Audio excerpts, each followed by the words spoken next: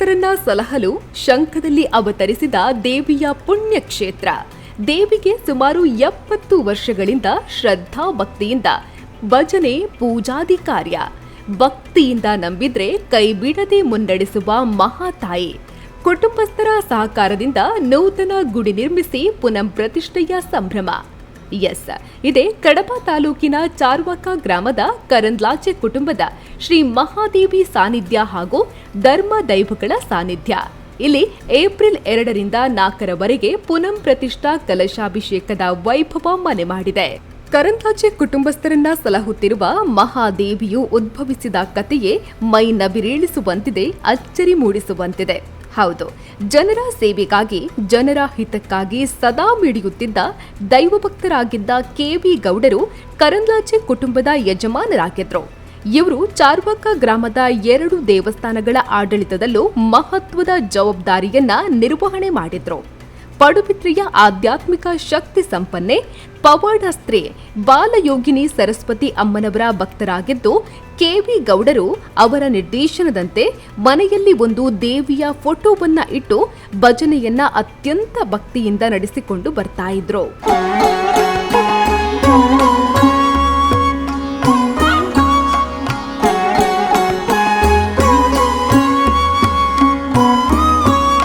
ಹೀಗೆ ಮುಂದುವರಿಯುತ್ತಿದ್ದಂತೆ 1951ನೇ ಇಸವಿ ಡಿಸೆಂಬರ್ 9ನೇ ತಾರೀಕಿಗೆ ಕೆ.ವಿ. ಗೌಡರ ತಮ್ಮ ತಿಮ್ಮಪ್ಪ ಗೌಡರ ಮಗ 9 ವರ್ಷ ಪ್ರಾಯದ ಕೇಶವ ಗೌಡರು ನಿತ್ಯದ ರೂಢಿಯಂತೆ ರಾತ್ರಿ ತುಳಸಿ ಕಟ್ಟೆಯಲ್ಲಿ ಶಂಖವನ್ನ ತೆಗೆದು ಊದಲು ಪ್ರಾರಂಭಿಸಿದ್ರು.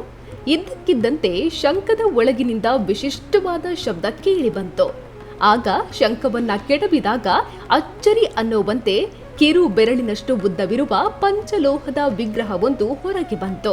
ಇದೇ ಪೀಠದ ಮೇಲೆ ನಿಂತು ಎಡಗೈ ಕೆಳಗೆ ಚಾಚೆ ಬಲಗೈ ಪುಷ್ಪ ಧರಿಸಿರುವ ದೇವಿಯ ಉದ್ಭವ ಮೂರ್ತಿ.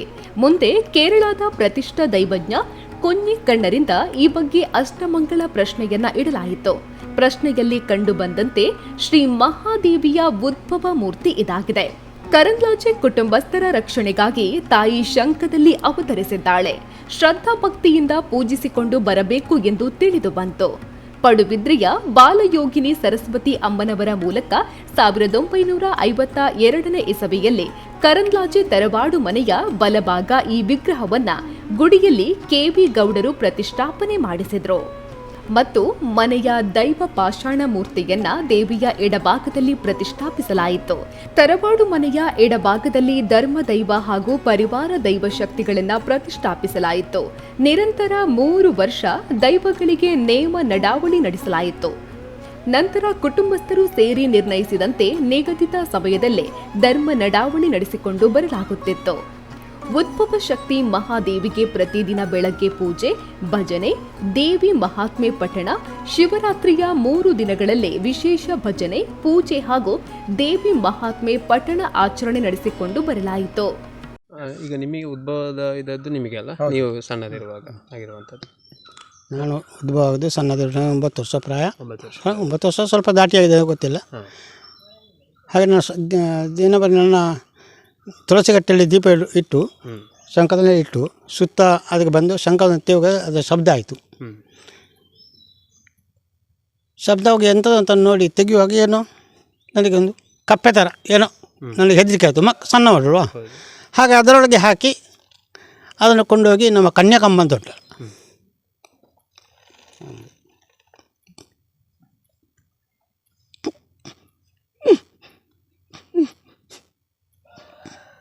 ಅಲ್ಲಿ ಹಾಕಿದೆ. ನೋಡುವಾಗ ಇಷ್ಟು ದೊಡ್ಡ ಮೂರ್ತಿ ಅದು. ಮತ್ತು ಏನೊಂದು ಪ್ರಶ್ನೆ ಚಿಂತನೆಯಲ್ಲಿ ಕೇಳಿದ್ದಾರೆ. ಚಿಂತನೆ ಕೇಳುವಾಗ ಅದು ದೇವಮೂರ್ತಿ ಅಂತ ಆಯಿತು. ಹಾಗೆ ನಾವು ಅದು ಆರಾಧನೆ ಮಾಡಿಕೊಂಡು ಬರ್ತೇವೆ. ಬೆಳಿಗ್ಗೆ ದೀಪ ಇಟ್ಟು ಸ್ನಾನ ಮಾಡಿ ದೀಪ ಇಟ್ಟು ಅದಕ್ಕೆ ನೈವೇದ್ಯ ಎಲ್ಲ ಇದು ಮಾಮೂಲು ನಮ್ಮ ಇದು ಇದು ಜೇನುತುಪ್ಪ, ಹಾಲು, ಸಕ್ಕರೆ ಎಲ್ಲ ಹಾಕಿ ಅದಕ್ಕೆ ಅದನ್ನು ನಾವೆಲ್ಲ ತೀರ್ಥ ಅಂತ ಹೇಳಿ ಕುಡಿಯೋದು. ನಿಮಗೆ ಆ ಘಟನೆ ಆಗುವ ಮೊದಲು ನಿಮ್ಮ ಹಿರಿಯರು ಅದಕ್ಕೆ ದೇವಿಗೆ ಸಂಬಂಧಿಸಿದ ಏನಾದರೂ ಆರಾಧನೆ ಮಾಡ್ತಾ ಇದ್ರ? ಭಜನೆ ಮಾತ್ರ. ಭಜನೆ ಮಾಡ್ತಾ ಇದ್ರು? ಭಜನೆ ಮನೆಯಲ್ಲಿ ನಿತ್ಯ ಭಜನೆ ಇತ್ತು. ಈಗ ಬೇರೆ ಸಾನ್ನಿಧ್ಯ ಇರಿಸಿಕೊಂಡು ಇಲ್ಲ ಇಲ್ಲ ಇಲ್ಲ ಇಲ್ಲ ಇಲ್ಲ ಇಲ್ಲ ಇಲ್ಲ ಫೋಟೋ ಇಟ್ಕೊಂಡು ಇಲ್ಲ ಫಟ್ಟೆ ಇಟ್ಟು ದೇವಿಯ ಫಟ್ಟೆ ಇತ್ತು ಇದು ಅದನ್ನು ಆರಾಧನೆ ಮಾಡಿಕೊಂಡಿದ್ದರೆ ಭಜನೆ ಅಷ್ಟೇ. ಆರಾಧನೆ ಬೇರೆ ಏನು ನಿಮ್ಮ ಶಿವರಾತ್ರಿ ಪೂಜೆ ನವರಾತ್ರಿ ಪೂಜೆ ಏನಿಲ್ಲ, ನಂತರ ಸ್ಟಾರ್ಟ್ ಆದ್ದು ಅದು. ಈಗ ಈ ಘಟನೆ ಆದ ನಂತರ ಎಷ್ಟು ವರ್ಷದ ನಂತರ ಈ ಥರ ಆರಾಧನೆ ಆರಂಭ ಆದದ್ದು ನಿಮ್ಮದು? ಪ್ರತ್ಯೇಕವಾಗಿ ಸಾನ್ನಿಧ್ಯ ರಚಿಸಿಕೊಂಡು ಸಾಧಾರಣ 1-2 ವರ್ಷದ ನಂತರ ಅಂದರೆ 53ನೇ ಇಸುವಿನ ನಂತರ ಅಂದರೆ ಪ್ರಶ್ನೆ ಚಿಂತನೆ ಎಲ್ಲ ಪ್ರಶ್ನೆ ಅದಕ್ಕೆ 53ನೇ ನಂತರ ಅದು ಈ ಥರ ಆಗಬೇಕು ಅಂತ ಅದು. ಮತ್ತು ಅಷ್ಟೊಂದಕ್ಕೆ ಬರೀ ದೀಪ ಇಟ್ಟು ಭಜನೆ ಮಾಡ್ತಿದ್ವಿ ಅಷ್ಟೇ. ಮತ್ತು ಅದಕ್ಕೆ ನೈವೇದ್ಯ ಇದು ಏನು ಪೂಜೆಗೆ ಏನೂ ಇರಲಿಲ್ಲ. ನಿತ್ಯ ಪೂಜೆ ಬೆಳಿಗ್ಗೆ 8 ಗಂಟೆಗೆ 8-8:30 ಗಂಟೆಗೆ ಪೂಜೆ ಆಗ್ತದೆ. ಮತ್ತು ರಾತ್ರಿ 8-8:30 ಗಂಟೆಗೆ ಭಜನೆ, ಪ್ರತಿನಿತ್ಯ ಭಜನೆ ಉಂಟು. ಮತ್ತು ನವರಾತ್ರಿ ದಿವಸ ಎಲ್ಲರೂ ಸೇರ್ತಾರೆ, ನವರಾತ್ರಿ ಶಿವರಾತ್ರಿ ಸೇರ್ತಾರೆ. ಮತ್ತು ನಾನು ದಿನ ಪ್ರತಿ ಆಗುವಾಗ ಎಲ್ಲರೂ ಇದ್ದರೆ ಸೇರ್ತಾರೆ, ಅಲ್ಲದ್ರೆ ನಾನು ಒಬ್ಬನಾದರೂ ಅದು ದಿನ ಮಾಡ್ತೇನೆ ಸರ್. ಮೊದಲ ಕೆಲವು ವರ್ಷ ಯಜಮಾನ ಶ್ರೀ ಕೆ.ವಿ. ಗೌಡರು ಮಧುಮಾಂಸ ತ್ಯಜಿಸಿ ವೃತ್ತನಿಷ್ಠರಾಗಿ ಪೂಜೆ ಮಾಡಿಕೊಂಡು ಬಂದರು. ನಂತರ ದೇವಿಯ ಪೂಜೆಯನ್ನ ಈಗಿನ ಯಜಮಾನರಾದ ಶ್ರೀ ಕೇಶವ ಗೌಡರು ಸುಮಾರು 60 ವರ್ಷಗಳಿಂದ ವೃತ್ತನಿಷ್ಠರಾಗಿ ನಡೆಸಿಕೊಂಡು ಬರ್ತಿದ್ದಾರೆ. ಪಾಷಾಣ ಮೂರ್ತಿಯ ಸೇವೆಯನ್ನ ಕ್ರಮವಾಗಿ ಕೆ.ವಿ. ಗೌಡರು, ತಿಮ್ಮಪ್ಪ ಗೌಡರು ಹಾಗೂ ಈಗ ಕೆಲವು ವರ್ಷಗಳಿಂದ ದಾಮೋದರ ಗೌಡರು ನಿಯಮನಿಷ್ಠರಾಗಿ ನಡೆಸಿಕೊಂಡು ಬರ್ತಿದ್ದಾರೆ. ಇತ್ತೀಚೆಗೆ ಕುಂಬ್ಲಾಡಿ ಕುಕ್ಕೆನಾಥ ಬಾಲಸುಬ್ರಹ್ಮಣ್ಯ ದೇವಸ್ಥಾನದಲ್ಲಿ ಇಡಲಾದ ಅಷ್ಟಮಂಗಲ ಪ್ರಶ್ನೆಯಲ್ಲಿ ಈ ಸಾನ್ನಿಧ್ಯವನ್ನ ಪ್ರಸ್ತಾಪಿಸುತ್ತಾ, ಈ ದೇವಾಲಯದ ದಕ್ಷಿಣ ಭಾಗದಲ್ಲಿ ಒಂದು ಕುಟುಂಬದವರು ನಿತ್ಯ ಪೂಜಿಸಿಕೊಂಡು ಬರ್ತಾ ಇರುವ ದೇವಿ ಗುಡಿಯಿಂದ ದೇಗುಲಕ್ಕೆ ಒಂದು ಬೆಳಕು ಬರುತ್ತಾ ಇದೆ ಎಂಬುದಾಗಿ ತಿಳಿದು ಬಂದಿದೆ. ಇದೀಗ ಕೇರಳದ ತಂಬನ್ ಪೊದುವಾಳು ದೈವಜ್ಞರು ಅಷ್ಟಮಂಗಳದಲ್ಲಿ ನಿರ್ದೇಶಿಸಿದಂತೆ ಶ್ರೀ ನೀಲೇಶ್ವರ ಉಚ್ಚಿಲತ್ತಾಯ ಪದ್ಮನಾಭ ತಂತ್ರಿಗಳ ಮಾರ್ಗದರ್ಶನದಲ್ಲಿ ಶ್ರೀ ಮಹಾದೇವಿಯ ಹಾಗೂ ಧರ್ಮದೈವ ಪರಿವಾರ ಶಕ್ತಿಗಳ ಪ್ರತಿಷ್ಠಾ ಕಾರ್ಯಗಳು ನಡೆಯುತ್ತಿದೆ. ಸುಮಾರು 70 ವರ್ಷಗಳಿಂದ ಆರಾಧಿಸಿಕೊಂಡು ಬಂದು ಇದೀಗ ಶ್ರೀ ಮಹಾದೇವಿ ಸಾನ್ನಿಧ್ಯ ಹಾಗೂ ಧರ್ಮದೈವಗಳ ಸಾನ್ನಿಧ್ಯದಲ್ಲಿ ಪುನಃ ಪ್ರತಿಷ್ಠಾ ಕಲಶಾದಿಗಳನ್ನ ಅದ್ದೂರಿಯಾಗಿ ನಡೆಸಲಾಗುತ್ತಿದೆ. ಪಡುಬಿದ್ರೆಯಲ್ಲಿ ಯೋಗಿನಿ ಅಮ್ಮ ಅಂತ ಒಬ್ಬರು ಬಾಲಯೋಗಿನಿ, ವಿಶೇಷವಾದಂತಹ ಆಧ್ಯಾತ್ಮಿಕ ಶಕ್ತಿ ಸಂಪನ್ನೆ. ಅವರನ್ನು ಅವರು ಸಂದರ್ಶಿಸಿದರು, ಅವರ ಭಕ್ತರಾಗಿದ್ದರು. ಅವರು ಏನು ಹೇಳಿದ್ರಂದರೆ, ನೀವು ನಿಮ್ಮ ಮನೆಯಲ್ಲಿ ದೇವಿಯ ಪಟವನ್ನಿಟ್ಟು, ದುರ್ಗೆಯ ಪಟವನ್ನಿಟ್ಟು ನಿತ್ಯ ಭಜನೆ ಮಾಡ್ತಾ ಬನ್ನಿ. ಇದೇ ರೀತಿ ಸುಮಾರು 2 ವರ್ಷಗಳ ಕಾಲ ಭಜನೆ ಮಾಡ್ತಾ ಇರುವ ಸಂದರ್ಭದಲ್ಲಿ ಈ ಘಟನೆ ನಡೆದದ್ದು. ಕೇಶಗೌಡರು 9 ವರ್ಷದ ಬಾಲಕ ಶಂಖವನ್ನು ಓದಿದಾಗ ಶಂಖದಲ್ಲಿ ಸಿಕ್ಕಿದ ಉದ್ಭವ ಮೂರ್ತಿಯೇ ಇದೀಗ ನಾವು 70 ವರ್ಷಗಳ ಕಾಲ ಆರಾಧನೆ ಮಾಡ್ತಾ ಬಂದು ಇದೀಗ ಮತ್ತೆ ಪುನಃ ಪ್ರತಿಷ್ಠೆಗೆ ಬ್ರಹ್ಮಕಲಶೋತ್ಸವಕ್ಕೆ ಸಿದ್ಧಗೊಳ್ತಾ ಇರುವಂತಹ ಆರಾಧ್ಯ ಮೂರ್ತಿ. ಅದರೊಟ್ಟಿಗೆ ನಮ್ಮ ಧರ್ಮದೈವ ಶಿರಾಡಿ, ಅದೇ ರೀತಿ ರಕ್ತೇಶ್ವರಿ ಇತ್ಯಾದಿ ಪರಿವಾರ ದೈವಗಳ ಕೂಡ ಒಂದು ಚಾವಡಿಯನ್ನು ನಿರ್ಮಾಣ ಮಾಡಿ, ಮಹಾದೇವಿಗೆ ಒಂದು ಗುಡಿ ನಿರ್ಮಾಣ ಮಾಡಿದ್ದೇವೆ. ಅದೇ ದೈವಗಳಿಗೆ ಕೂಡ ಚಾವಡಿ ನಿರ್ಮಾಣ ಮಾಡಿದ್ದೇವೆ. ಇದಕ್ಕೆ ಸುಮಾರು ನಮ್ಮ ಈ ಕುಟುಂಬದ 10-18 ಜನರು ಕುಟುಂಬಸ್ಥರು ಸೇರಿ, ನಮ್ಮದೇ ಒಂದು ವರ್ಗ, ಅದರಲ್ಲೆಲ್ಲರೂ ಸೇರಿಕೊಂಡು ಈ ಹೊಸ ಗುಡಿ, ಹೊಸ ಚಾವಡಿ, ಅದೇ ರೀತಿ ಅಭಿವೃದ್ಧಿ ಕಾರ್ಯಗಳು ಸುಮಾರು 1 ವರ್ಷದಿಂದ ಈ ಕೆಲಸ ಕಾರ್ಯ ಆರಂಭ ಆಗಿದೆ. ಅದಕ್ಕೆ ಮೊದಲು 2 ವರ್ಷಗಳ ಮೊದಲೇ ನಾವು ಕಾಸರಗೋಡಿನ ತಮ್ಮನ್ ಪೊದುವಲ್ರಂದು ಕರೆಸಿ ಅವರಿಂದ ಅಷ್ಟಮಂಗಲ ಪ್ರಶ್ನೆ ಹಿಡಿಸಿದಾಗ, ಅದೇ ಈ ದೇವಿ ವಿಶೇಷವಾದ ಶಕ್ತಿ ಸಂಪನ್ನೆ, ನಿಮ್ಮ ಕುಟುಂಬಕ್ಕೆ ಊರಿಗೆ ಇದರ ಒಂದು ವಿಶೇಷವಾದಂತಹ ಸಾನ್ನಿಧ್ಯ ಶಕ್ತಿ ಇದೆ, ನೀವು ಮತ್ತೆ ಅದನ್ನು ಇನ್ನೂ ಆ ಶಕ್ತಿ ಸಂಪನ್ನತೆಯನ್ನು ಊರ್ಜಿತಗೊಳಿಸಿಕೊಳ್ಬೇಕು, ಅಭಿವೃದ್ಧಿ ಮಾಡಬೇಕು ಕಂಡ ಮೇರೆಗೆ ಮಾಡ್ತಾ ಬಂದಿದ್ದೇವೆ. ಸಾಮಾನ್ಯ ಮಧ್ಯಮ ವರ್ಗದ ಕುಟುಂಬಗಳು ನಾವು, ಆದರೆ ಎಲ್ಲರಲ್ಲೂ ಶ್ರದ್ಧೆ ಇದೆ, ಎಲ್ಲರಲ್ಲೂ ಭಕ್ತಿ ಇದೆ. ಹಾಗೆ ನಮ್ಮ ಶಕ್ತಿ ಸಾಮರ್ಥ್ಯದ ನೆಲೆಯಲ್ಲಿ ಇದಕ್ಕೆ ಈಗ ದೇಣಿಗೆ ನಾವೇ, ಹೊರಗಿಂದ ದೇಣಿಗೆ ಇಲ್ಲ, ಕುಟುಂಬಸ್ಥರೇ ಮತ್ತು ಕೊಟ್ಟ ಹೆಣ್ಣು ಮಕ್ಕಳು ಕೂಡ ಕೈ ಜೋಡಿಸಿದ್ದಾರೆ. ಅತ್ಯುತ್ತಮ ರೀತಿಯಲ್ಲಿ ಕೆಲಸ ಕಾರ್ಯ ಸಂಪನ್ನಗೊಳ್ತಾ ಉಂಟು. ಹಾಗೆಯೇ ನಮ್ಮ ಕುಟುಂಬದ ಕೆಲವರು ಯುವಕರು ಹೊರ ದೇಶದಲ್ಲಿ ಕೂಡ ಇದ್ದಾರೆ. ಅವರು ಕೂಡ ಅವರದೇ ಆದಂಥ ನೆಲೆಯಲ್ಲಿ ಇದನ್ನು ಇನ್ನೂ ಉತ್ತಮ ರೀತಿಯಲ್ಲಿ ಮಾಡುವ ಎಂಬುದಾಗಿ ವಿಶೇಷವಾದಂತಹ ಸಹಕಾರದ ಕೈ ಜೋಡಿಸುವುದರಿಂದ ನಾವು ಎನಿಸಿದ್ದಕ್ಕಿಂತಲೂ ವೇಗವಾಗಿ ಕೆಲಸ ಸಂಪನ್ನಗೊಳ್ತಾ ಉಂಟು. ಇದೇ 2ನೇ ತಾರೀಕು ನಾಳೆಯಿಂದ ಆರಂಭಗೊಂಡು ನಾಳೆ ಸುದರ್ಶನ ಹೋಮ ನಡೀಲಿಕ್ಕಿದೆ. ನಾಡೋದು ಮತ್ತು ವಾಸ್ತುಬಲಿ ಇತ್ಯಾದಿ ನಡೀಲಿಕ್ಕಿದೆ. 4ನೇ ತಾರೀಕಿನಂದು ಪ್ರತಿಷ್ಠೆ ನಡೀಲಿಕ್ಕಿದೆ. 9:30 ನಂತರ ಸುಮಾರು 10:48 ನಿಮಿಷದವರೆಗೆ ಪ್ರತಿಷ್ಠಾ ಕಾರ್ಯಕ್ರಮ ನಡೀಲಿಕ್ಕಿದೆ. ನಾವು ನಮ್ಮ ನೆಂಟರಿಷ್ಟರ ಊರು ಅಂತೇಳಿ ಜನಸ್ತೋಮವೇ ಸೇರಲಿಕ್ಕಿದೆ. ಇದಕ್ಕೆ ಭಗವಂತನ ಆಶೀರ್ವಾದವನ್ನು ಬೇಡ್ತಾ ಇದ್ದೇವೆ.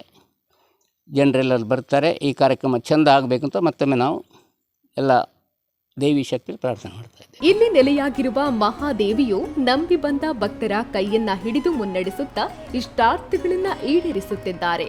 ಅದೆಷ್ಟೋ ಜನರ ಬಾಳಿನಲ್ಲಿ ದೇವಿ ಪವಾಡವನ್ನ ಮೆರೆದಿದ್ದಾಳೆ. ಭಕ್ತರ ಬಾಳಿನಲ್ಲಿ ಬೆಳಕು ಚೆಲ್ಲಿರುವ ಈ ಮಹಾದೇವಿಗೆ ಗುಡಿಯನ್ನ ನಿರ್ಮಾಣ ಮಾಡಲಾಗಿದ್ದು, ಇದರ ಜೊತೆಗೆ ಧರ್ಮದೈವ ಶಿರಾಡಿ, ರಕ್ತೇಶ್ವರಿ, ಪರಿವಾರ ದೈವಗಳ ಚಾವಡಿಯನ್ನ ನಿರ್ಮಾಣ ಮಾಡಲಾಗಿದೆ. ನೂತನವಾಗಿ ನಿರ್ಮಾಣವಾಗಿರುವ ದೇವಿ ಹಾಗೂ ದೈವಗಳ ಗುಡಿಯಲ್ಲಿ ಪುನಃ ಪ್ರತಿಷ್ಠಾ ಕಾರ್ಯಗಳು ನಡೆಯುತ್ತಿದೆ. ಪುನಃ ಪ್ರತಿಷ್ಠೆಯ ಧಾರ್ಮಿಕ ಕಾರ್ಯಗಳು ಶ್ರದ್ಧಾ ಭಕ್ತಿಯಿಂದ ಭರದಿಂದ ಸಾಗುತ್ತಿದೆ. ಏಪ್ರಿಲ್ 2ರಂದು ಸುದರ್ಶನ ಹೋಮ, ಬಾಧೆಗಳು ಮತ್ತು ಪ್ರೇತಗಳ ಉಚ್ಚಾಟನೆ ನಡೆದಿದ್ದು, 3ರಂದು ಧಾರ್ಮಿಕ ಕಾರ್ಯಗಳು ನಡೆದಿದೆ.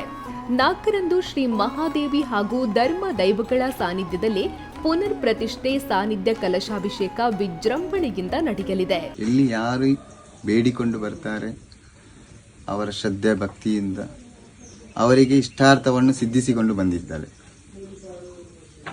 ಯಾರೇ ಊರಿನವರಾಗಿ ಪರ ಊರಿನವರಾಗಿ ಏನೇ ಒಂದು ಕಷ್ಟ ಕಾರ್ಯಗಳು ಬಂದಾಗ ಸೊ ಅವರು ಕೇಳಿದನ್ನು ಅವರಿಗೆ ಇಷ್ಟಾರ್ಥವನ್ನು ಸಿದ್ಧಿಸಿದ್ದಾರೆ. ಹಾಗೆ ನಾವು ಮುಂದುವರಿದ ಭಾಗ್ಯದಲ್ಲಿ ಅಷ್ಟಮಂಗಲ ಪ್ರಶ್ನೆಯನ್ನಿಟ್ಟಾಗ ನಮಗೆ ಕಂಡುಬಂತು ದೇವಿಯ ಸ್ಥಳವನ್ನು ಪುನರ್ನಿರ್ಮಾಣ ಮಾಡಬೇಕು. ದೇವಿ ಮತ್ತು ದೈವಗಳದು ಒಂದು ಅದಕ್ಕೆಂತಲೇ ಒಳ್ಳೆ ಸ್ಥಾನವನ್ನು ಕೊಡಬೇಕು ಅಂತೇಳಿ ಅದರಲ್ಲಿ ಕಂಡುಬಂತು. ಅದೇ ರೀತಿ ಎಲ್ಲ ಕುಟುಂಬದವರ ಜೊತೆ ಸೇರಿ ಎಲ್ಲರೂ ಕುಟುಂಬದವರು, ನಮ್ಮ ಮನೆಯವರು, ಹಾಗೆ ಬಂಧು ಬಳಗದವರು, ನೆಂಟರಿಸ್ತರೆಲ್ಲರ ಸಹಕಾರದಿಂದ ಒಳ್ಳೆ ರೀತಿಯಲ್ಲಿ ಪುನರ್ನಿರ್ಮಾಣ ಕಾರ್ಯ ಪೂರ್ಣಗೊಂಡಿದೆ. ಹಾಗೆ ನಾವು ತುಂಬ ಸಂತೋಷ ಪಡುತ್ತಿದ್ದೇವೆ. ಈ ದೇವಿ ಸ್ಥಾನ ಎಲ್ಲ ಒಳ್ಳೆ ರೀತಿಯಲ್ಲಿ ಸುಸ್ಥಿರವಾಗಿ ಅದು ನೆರವೇರಿದೆ. ಹಾಗೆ ನಾವು ಅದರ ಕಾರ್ಯದಲ್ಲಿ 4ನೇ ತಾರೀಕಿಗೆ ಅದರ ಪ್ರತಿಷ್ಠೆಯನ್ನು ನಡೆಯಲಿದೆ. ಹಾಗೆ ಒಳ್ಳೆ ರೀತಿಯಲ್ಲಿ ನಡೆಯಲೆಂದು ನಾವು ದೇವರಲ್ಲಿ ಮತ್ತು ದೈವದಲ್ಲಿ ಪ್ರಾರ್ಥನೆ ಮಾಡಿಕೊಳ್ಳುತ್ತೇವೆ. ಕರಂದ್ಲಾಜೆ ಕುಟುಂಬಸ್ಥರನ್ನ ಸದಾ ಸಲಹುತ್ತಾ ಬಂದಿರುವ ಮಹಾದೇವಿಯ ಸನ್ನಿಧಿಯು ಇದೀಗ ಮತ್ತಷ್ಟು ಅಭಿವೃದ್ಧಿಯಾಗಿದೆ. ಕುಟುಂಬಸ್ಥರ ಪೂರ್ಣ ಸಹಕಾರದೊಂದಿಗೆ ಸುಮಾರು 70 ವರ್ಷಗಳಿಂದ ಆರಾಧಿಸಿಕೊಂಡು ಬರಲಾಗ್ತಾ ಇರುವ ಪುಣ್ಯ ಕ್ಷೇತ್ರವು ದೇವಿಯ ಕಾರಣಿಕದಿಂದ ಇನ್ನಷ್ಟು ಬೆಳಗಿ ಪುನರ್ ಪ್ರತಿಷ್ಠೆ ಕಲಶಾಭಿಷೇಕದ ಸಂಭ್ರಮದಲ್ಲಿದೆ.